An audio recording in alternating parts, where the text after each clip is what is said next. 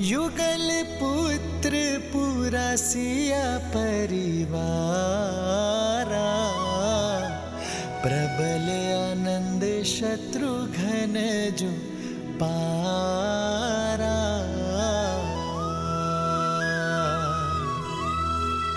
सूर्य प्रताप शिव दुई शिशु जाहि, सकल जीव के ही देखे माही।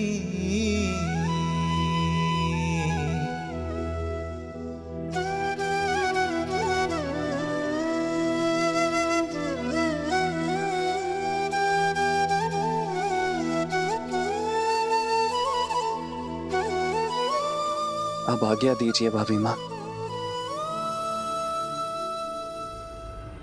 रुकिए भैया, सूर्यवंश के इन सूर्य का तेज अयोध्या तक नहीं पहुंचना चाहिए। आप किसी से कुछ नहीं कहेंगे भैया।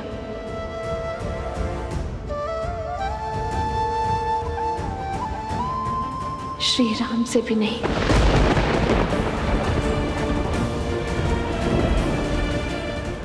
क्यों भाभी माँ?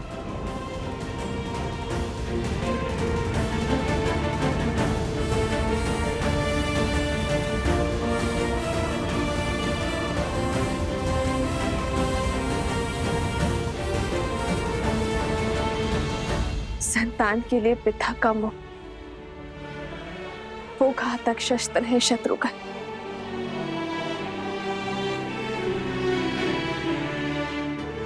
जो बड़े से बड़े तपस्वी का भी तप भंग कर देता है। यदि मेरे श्री राम के मन में अपनी संतान के लिए प्रेम जागा तो कहीं उनका तप भंग ना हो जाए शत्रुघ्न। और मैं नहीं चाहूंगी कि मेरे श्री राम को कभी भी कर्तव्य पथ पर दृष्टि झुकानी पड़े।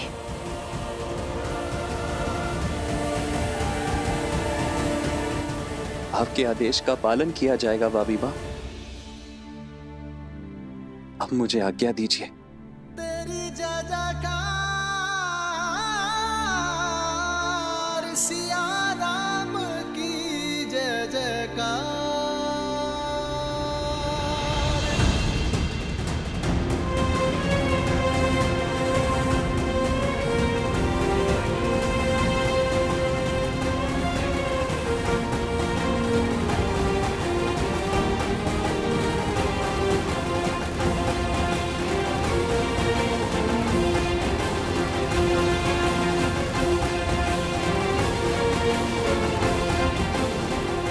श्री राम।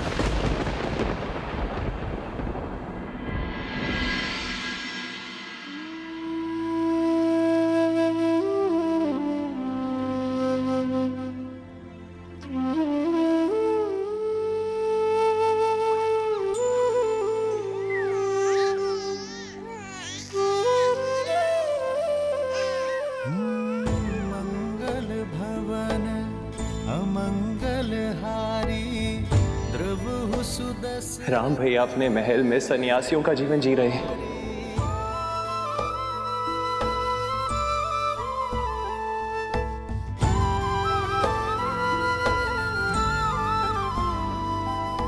राम सिया राम जय जय राम, राम सिया राम। सीते,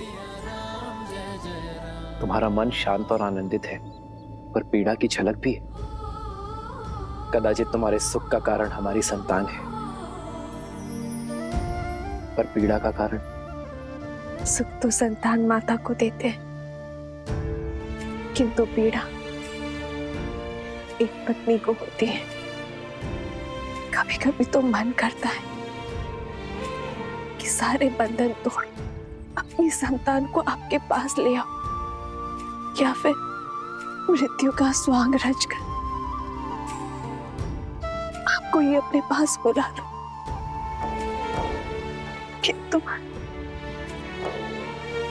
किंतु तुम जनक की पुत्री हो, राम की अर्धांगिनी हो, रघुकुल की पुत्र वधू हो।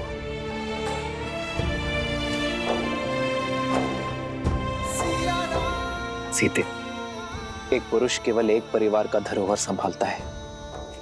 एक स्त्री के कंधों पर दोनों परिवारों की पवित्रता का भार होता है। भार तो ये भी है आर्य कि मेरे पुत्रों को कभी पिता का छत्र छाया नहीं मिलेगा और पति को पुत्र सुख। कहीं मैं इस भार तले न दब जाऊं आर्य।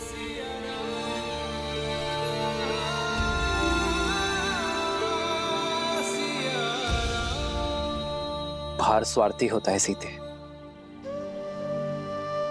उद्देश्य निस्वार्थ। ये लड़ाई केवल हमारी संतानों के लिए नहीं है, समाज के लिए है, पाप के निवारण के लिए। पाप पुण्य की एक गाथा ने हमारे जीवन को क्या से क्या बना दिया। अरे क्या कभी पूर्ण रूप से राक्षसों का अंत हो सकता है? राक्षस होना परंपरा नहीं है सीते, प्रवृत्ति है। दुर्गुणों और लालसा से भरा हर मन राक्षस होता है। यदि ऐसा ना होता तो ना ही मधु ऋषि के घर लवणासुर जन्म लेता और ना ही रावण का भाई विभीषण होता। जैसे जैसे समाज में विद्या, आस्था और संतोष की वृद्धि होगी, वैसे वैसे ये राक्षसी प्रवृत्ति पाताल में गिरती चली जाएगी। समस्त कौशल राष्ट्र शुद्ध हो जाएगा, तब ये नियति हमें पुनः अवश्य मिलवाएगी।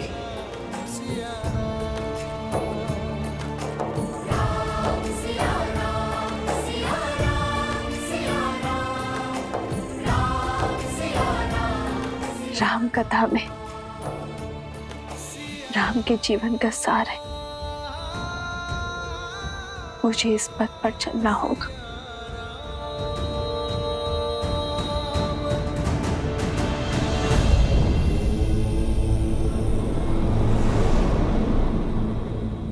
माता सीता अगर अयोध्या में होती तो लव और कुश का लालन पालन उनके लिए कितना सरल होता ना।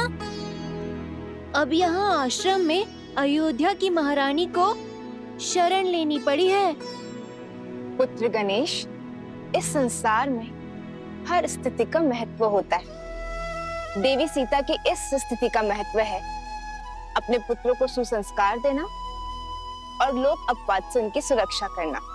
गणेश, जैसे तुम्हारी माता आदि शक्ति संसार की कारण शक्ति है, देवी सरस्वती संसार की ज्ञान शक्ति है, वैसे ही देवी लक्ष्मी संसार की पालन शक्ति है। अब तुम ही सोचो, जो समस्त संसार का लालन पालन करती हैं, जब वो इन विषम परिस्थितियों में मानव अवतार में सीता के रूप में अकेले अपने दोनों पुत्रों का लालन पालन करेंगे, तो उनके दोनों पुत्र कैसे प्रखर होकर निखरेंगे।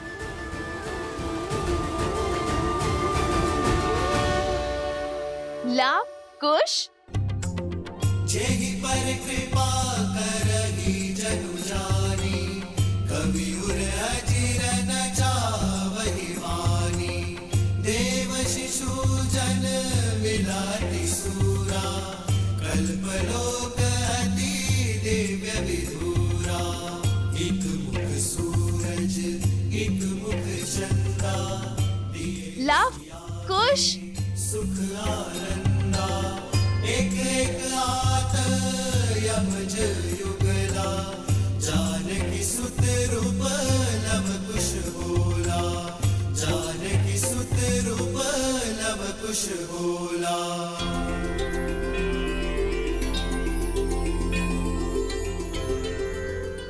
लव और कुश ने सभी वेदों को बालपन में ही कंठस्थ कर लिया था, परंतु एक और वेद भी था जिसे उन्होंने भली भांति कंठस्थ किया, और वो था मर्यादा पुरुषोत्तम श्री राम की जीवन कथा।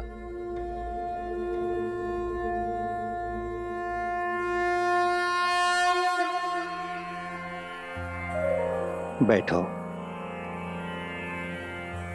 ओम भूर्भुवः स्वः, अग्निर्षि पवमानः। पांचजन्यः पुरोहितः, तमिमहे महाज्ञं स्वाहा। इदं अग्नये पवमानाय शास्त्र विद्या के साथ साथ शस्त्र विद्या में भी निपुण होते चले गए। जो नदी के तट को मिलाते सेतु, जन्म मात पिता मिलन के हेतु, रामचंद्र सिया विरह घटाने, प्रकटे लव कुश रूप सुहाने। जो नदी के तट को मिलाते सेतु, जन्म मात पिता मिलन के हेतु, रामचंद्र सिया विरह घटाने, प्रकटे लव कुश रूप सुहाने। जहां एक और लव कुश अपनी माता सीता के सानिध्य में महाप्रतापी राजा राम के गुणों को ग्रहण कर रहे थे, वहीं दूसरी ओर मर्यादा पुरुषोत्तम श्री राम सीता की स्मृतियों के सहारे परंतु अपने पुत्रों के अस्तित्व से अनभिज्ञ अयोध्या के राजा होने का दायित्व निभा रहे हैं। अपने त्याग और सामर्थ्य से राम राज्य स्थापित कर रहे हैं।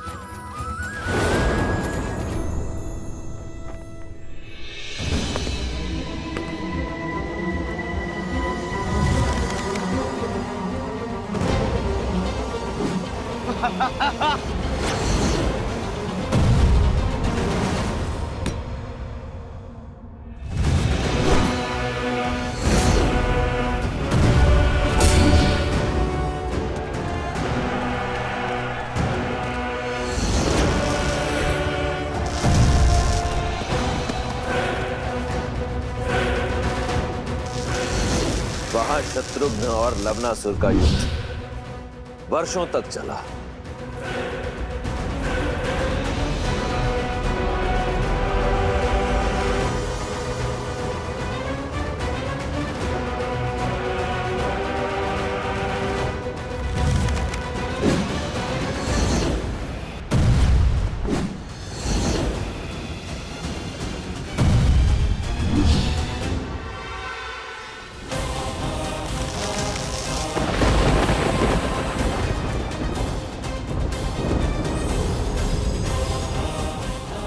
ये अस्त्र मुझे ऋषि अगस्त्य ने दिया था और आज ये अस्त्र मैं तुम्हें सौंप रहा हूं शत्रुघ्न। कदाचित नियति ने इस अस्त्र पर लवनासुर का ही नाम लिखा है और आज ये अस्त्र अपना कर्तव्य निभाने के लिए सज्ज है।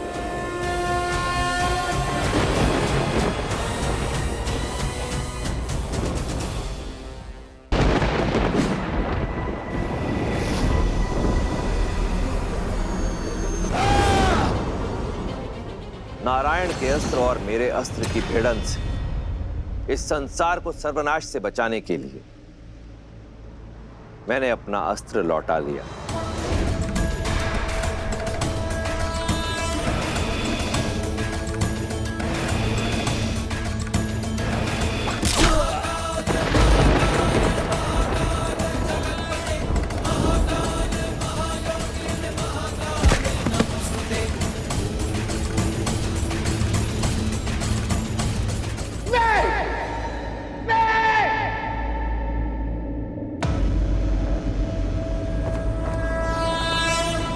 मुख रावण का यह अस्त्र निस्तेज होकर नहीं गिर सकता।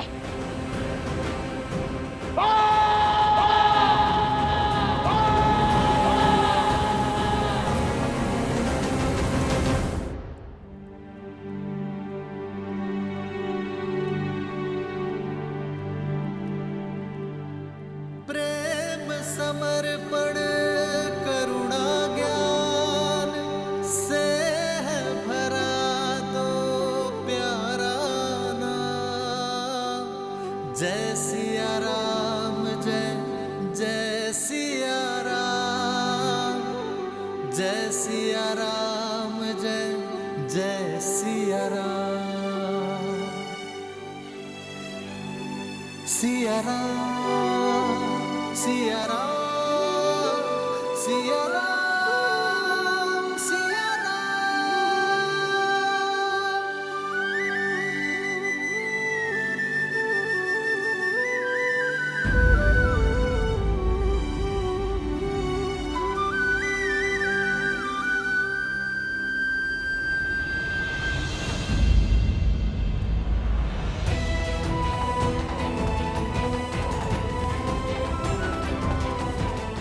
आओ लक्ष्मण।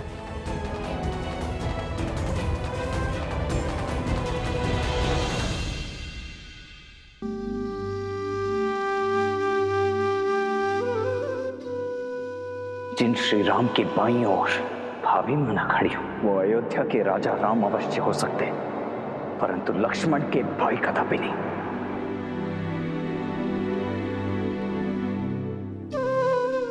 बोलो लक्ष्मण, यदि मन की बात मन में ही रह जाए तो पीड़ा अधिक होती है। अपनी पीड़ा को तो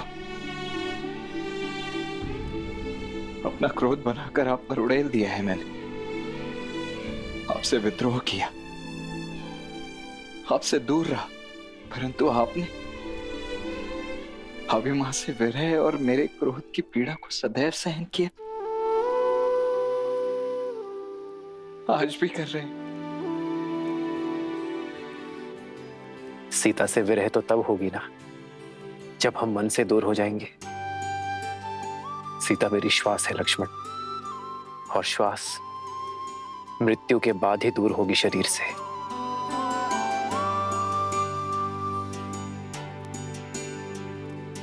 और रही बात तुम्हारे क्रोध में भी मेरे लिए प्रेम था, अपनी भाभी मां के लिए प्रेम था,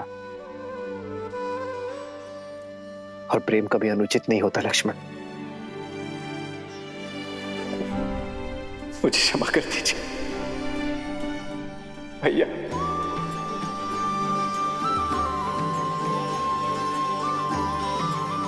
क्षमा कर दीजिए भैया। लक्ष्मण उठो।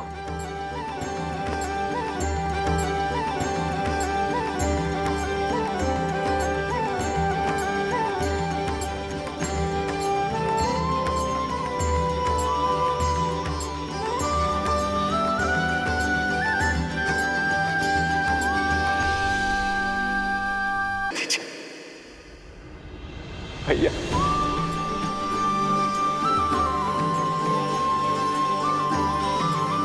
क्षमा कर दीजिए भैया। लक्ष्मण उठो।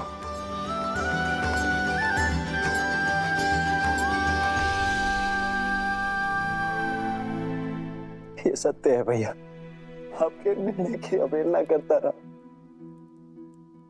आपके त्याग को एक राजा का अभिमान मानता रहा, परंतु सत्य ये भी है भैया कि इतने वर्षों तक प्रति क्षण में आपको देखता भी रहा। इतने वर्ष मंगल में एक प्रत्याशी की भांति रहकर अभिमान से दूर होकर भी आपने उन्हें स्वयं से दूर होने नहीं दिया भैया। आपका त्याग आपके प्रेम का साक्षी है भैया। राजा का कर्तव्य निभाने के लिए आपने स्वयं को इतना बड़ा दंड दे दिया। प्रजा के कल के सुख के लिए आपने अपने आज के सुख की आहुति दे दी भैया। मुझसे बहुत बड़ी भूल हो गई है भैया, बहुत बड़ी भूल हो गई है, मुझे क्षमा कर दीजिए। नहीं लक्ष्मण,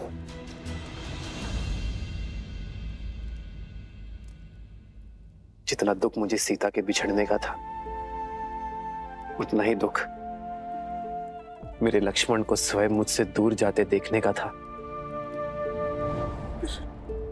किंतु दुख के साथ साथ एक विश्वास भी था कि मेरा भाई एक दिन मेरे निर्णय को अवश्य समझेगा। वो एक दिन मुझे क्षमा अवश्य करेगा, एक दिन मेरे पास लौटकर अवश्य आएगा। और मेरा विश्वास करो लक्ष्मण, सीता भी सम्मान सहित अयोध्या लौटकर अवश्य आएगी।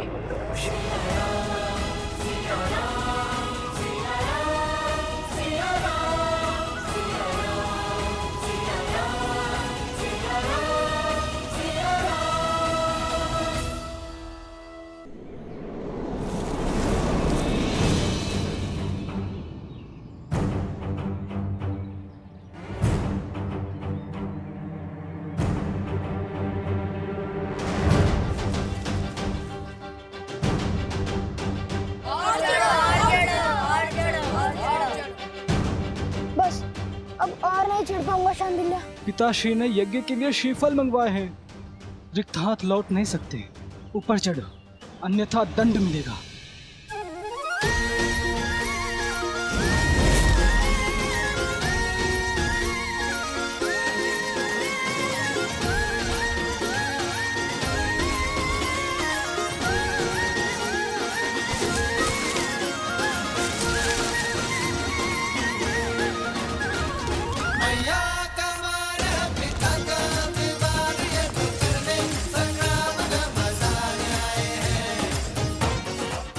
कुमुदनी, कहाँ चले गए ये दोनों?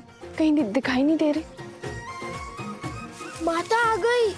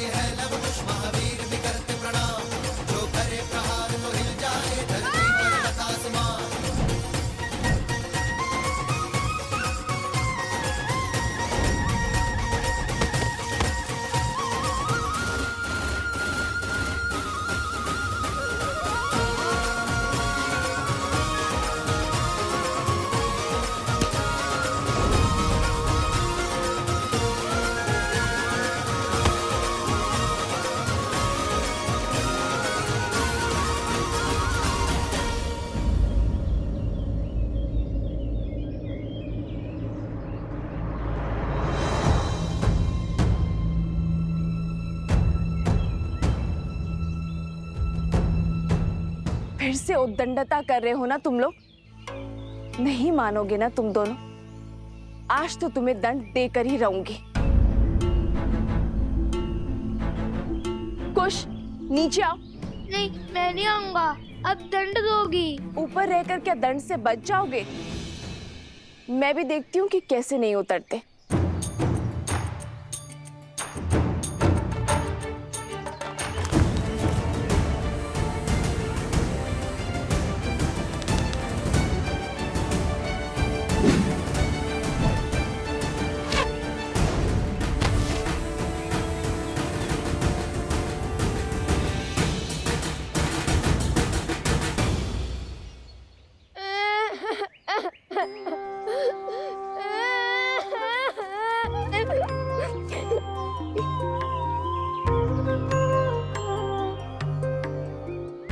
मैंने बहुत बोला ना भैया को कि मुझे ऊपर मत भेजो, माता क्रोधित होंगी।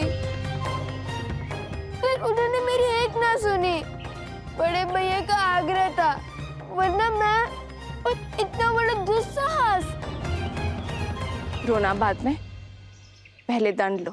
जब डांटने का उद्देश्य पूरा हो गया, मैंने रो भी लिया। फिर क्यों डांटना? जो नहीं रो रहे उन्हें डांटिए ना। बहुत वचाल हो गए हो तुम दोनों। आज संध्या का भोजन तुम दोनों को नहीं मिलेगा। जाओ, यज्ञ में भूखे बैठे रहो।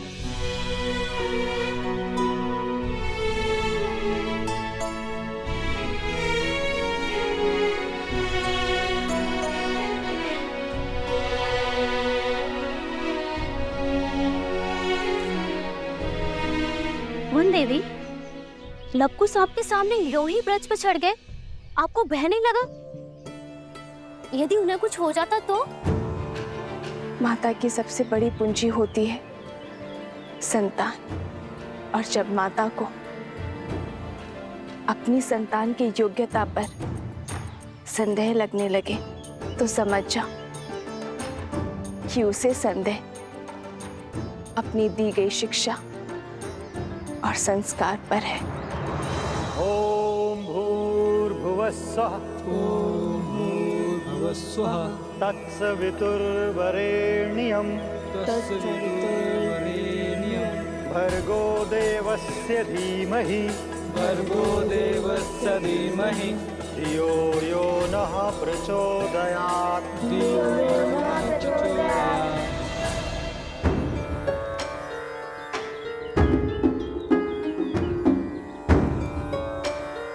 लव, कुश, तड़ासन में खड़े होकर वेद पाठ करो। यही दंड है तुम्हारा। जी गुरुदेव।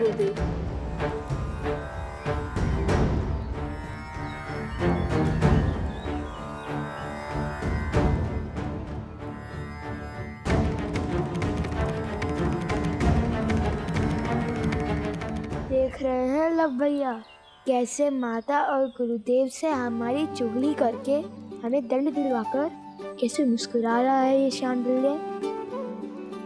पता नहीं माता का मन बसीचेगा भी या नहीं। मुझे तो अभी से ही भूख लग रही है। बहुत अनपाना है, शांति से वेदों का पाठ करो और करने दो। ओम भूर्भुवः स्वः। ओम भूर्भुवः स्वः। तत्सवितुर्वरेण्यं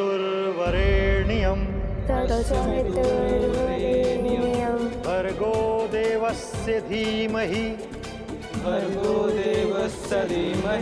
धियो यो नः प्रचोदयात्।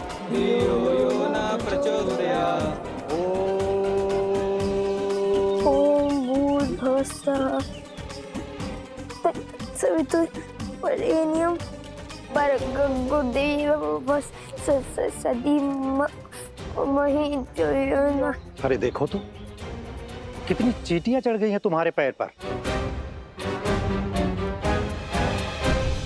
जाओ पैर धो लो और अपनी माता से कहो औषधि लगा दे।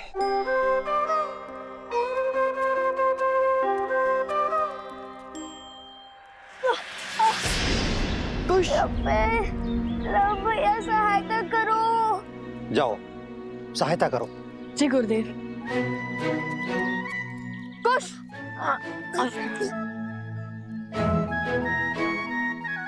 बहुत पीड़ा हो रही है गुरुवर। क्या भैया मुझे कुटिया तक छोड़ सकते हैं? जाओ।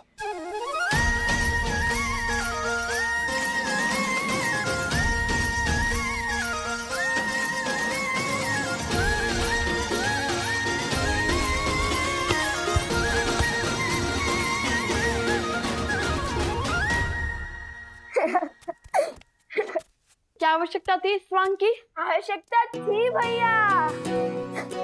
हमने देखा नहीं शांडिल्य का मुख कैसे उल्लू की भांति उतर गया था।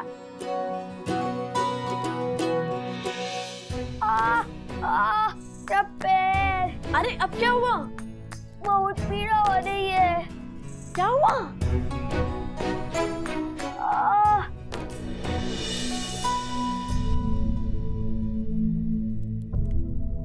क्या हुआ कुश? कैसे हुआ ये सब? तारासन में खड़े खड़े वेदों का पाठ कर रहे थे, तभी चींटियों ने काट लिया इसे। कितनी पीड़ा हो रही होगी ना। मैं औषधि बनाती हूँ जिससे तुम्हारा कष्ट छूमंतर हो जाएगा।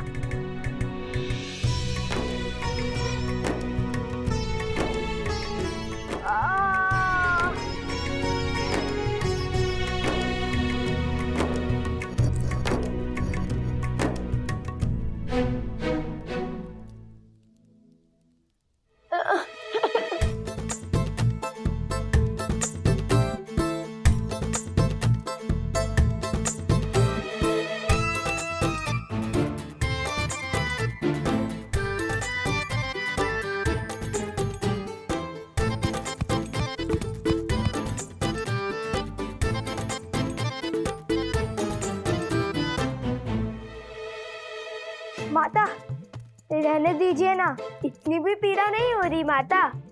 तनिक सी चींटियों के काटने से वीरों को कहाँ कुछ होता है। औषधि रहने दीजिए माता और भोजन खिला दीजिए, बहुत भूख लगी है। दंड में दया नहीं होती, और जब ऋषि हरित ने अपने पुत्र शांडिल्य को नारियल लेने के लिए भेजा था तो तुम दोनों वृक्ष पर क्यों चढ़े? आज तुम दोनों को अन्न का एक दाना भी नहीं मिलेगा। मुझे लगा आप भूल गई होंगी। अब रोना शुरू मत करना। बताओ लव, तुम दोनों वृक्ष पर क्यों चढ़े?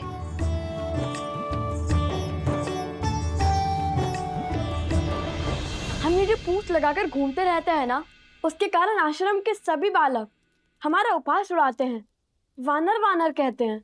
तो तुम दोनों पूंछ लगाते ही क्यों हो?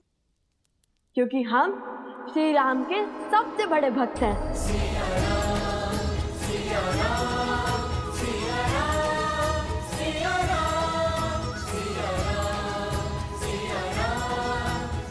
हनुमान जी से भी बड़े भक्त हैं। इसलिए पूंछ तो लगानी ही पड़ती है ना। तो इसका शांडिल्य से लड़ाई का क्या संबंध है? और तुमने उसके कार्य में बाधा क्यों डाली? माता, भ्राता शांडिल्य बड़े ध्रुत हैं, सदा हमें छेड़ते रहते हैं। उन्होंने हमें चुनौती दी थी कि यदि हम श्री राम के सबसे बड़े भक्त हैं तो उन्हें उड़कर दिखाएं। और पता है सोमकरण ने क्या कहा? हनुमान जी के पिता तो स्वयं पवन देव हैं। तुम्हारे पिता कौन है बताओ?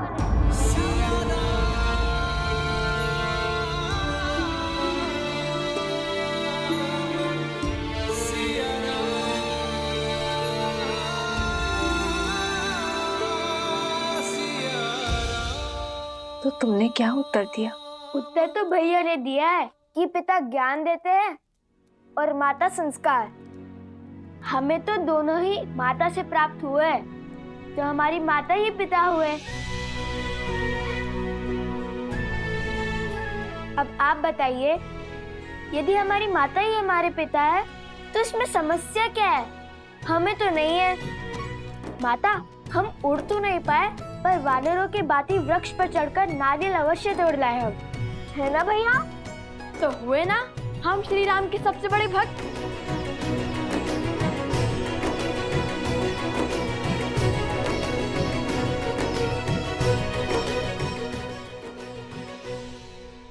नहीं, तुमने केवल वीर हनुमान की नकल की है। चलो बैठो। उनसे बड़ा भक्त बनने के लिए बहुत समय और बहुत तपस्या लगेगी।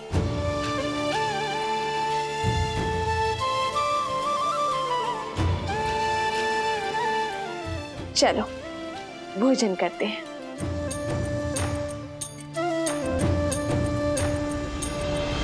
किंतु भोजन करेगा केवल लव।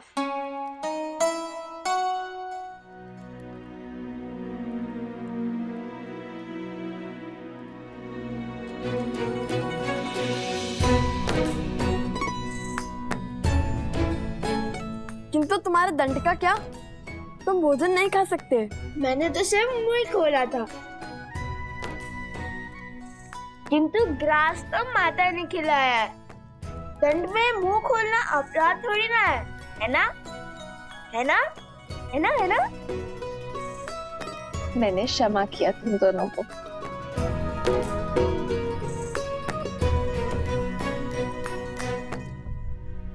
माता, जब हम राजा राम से मिलेंगे ना तो उन्हें अवश्य बताएंगे कि हम हनुमान जी की भांति वृक्ष पर चढ़ सकते हैं, भांति भांति के कर्तव्य दिखा सकते हैं।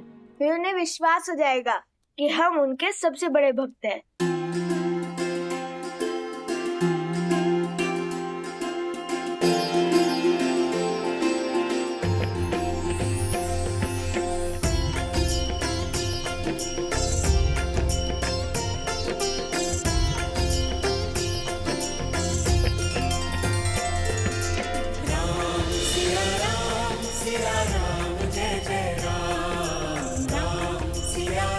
बस आस है तो उस दिन की जब ये आपसे मिलेंगे अपने पिता और आराध्या से। राजकुमार शत्रुघ्न की, राजकुमार शत्रुघ्न की, राजकुमार शत्रुघ्न की, राजकुमार शत्रुघ्न की, राजकुमार शत्रुघ्न की, राजकुमार शत्रुघ्न की, राजकुमार शत्रुघ्न की, राजकुमार शत्रुघ्न की।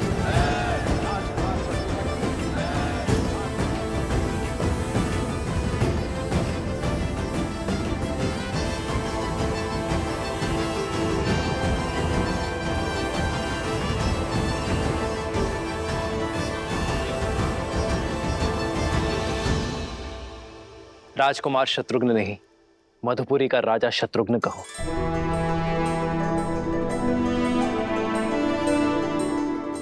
मधुपुरी राज शत्रुघ्न की।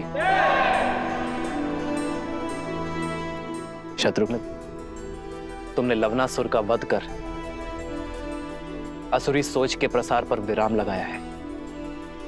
वो सोच जो ऋषियों को अपमानित कर, निर्दोषों को दंडित कर, घरों और मंदिरों को अशुद्ध कर संतुष्टि पाते हैं। बीते 12 वर्षों में आप चारों भाइयों ने समस्त आर्य भूमि में प्रशंसा और सम्मान अर्जित किया है। अब समय आ गया है कि रघुवंश का सूर्य ध्वज पूरी सृष्टि में लहराए, जिसे देख हर असुर और आसुरी सोच भयभीत हो जाए। और इस सपने को पूरा करने के लिए हमें रासु यज्ञ करवाना चाहिए भैया।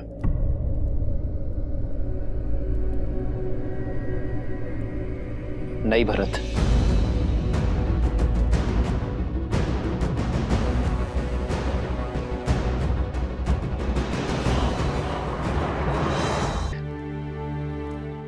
अर्थात हर राज्य का राजा बन जाना, हर राज्य का राजा हमारे आगे नतमस्तक हो, बल से हमारी सत्ता स्वीकार करे। किंतु ये मुझे स्वीकार नहीं है भरत।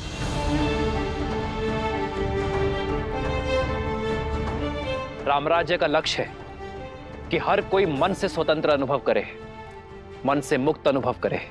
किसी का राज्य छीनकर मैं धर्म का प्रतीक अयोध्या का पावन ध्वज नहीं लहरा सकता भरत। जिस राज्य का राजा सहर्ष हमारी नीति स्वीकार करता है, उसे सुख से राज्य करने का अधिकार अवश्य होना चाहिए। हमें केवल मित्रता और संधि की चाह है, और इसलिए मैं राजसूय यज्ञ के लिए सज्ज नहीं हूं। किंतु राजगुरु वशिष्ठ की बात उचित है। हमें सूर्यवंश की छत्र छाया समस्त भारतवर्ष में फैलानी चाहिए। भैया, किंतु ये होगा कैसे? अश्वमेध यज्ञ से।